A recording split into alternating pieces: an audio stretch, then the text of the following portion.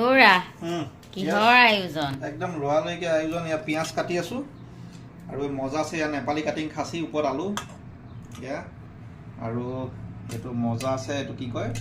লাই পাত আৰু বলক বনৰীয়া পাচলি আছে আৰু এয়া মাছ আৰু ইয়াত পেটু ভাজি আছে আৰু এই পেটু ভাজিখিনি মাছৰ লগত মাছটো এক্সট্ৰা পেটু ভাজিটো এক্সট্ৰা ভাতটো এক্সট্ৰা একদম মজা আছে লাগি আছো মুঠতে লোৱালৈকে ওলাব লাগে আৰু এতিয়া তুমিও যিমান পাৰা হেল্প কৰা মোক আজি মানে একে ডাঙৰ আয়োজন দেই দিয়া হওক দিয়া মোক কপালেই ফুলিছে আৰু দেখিছে কিমান ভাল ভনীজনী ঘৰলৈ আহিছো ইমান ধুনীয়াকে ৰান্ধি খুৱাব এতিয়া মাংস দিয়া তোমাক থেংক ইউ এটা দিছো ৰাইজে শুনাকে দেই বনাইছে চাওঁ চাওঁ চাওঁ একদম মজা ছাগলী কুকাৰত বনাই আছো নেপালী কাটিং খাচী আলু অকণমান লৰাই দিওঁ ৰ'বা দেখি ভাল পাবা মজা হৈছে নাই আৰু কাৰিকৰী কিছুমান আছে কৰিহে আছো মানে আৰু নতুন হেতা চেতা কিনি লৈছো না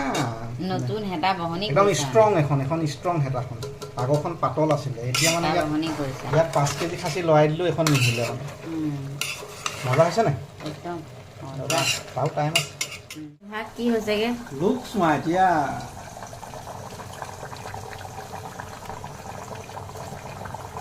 কেনেকুৱা মজা নে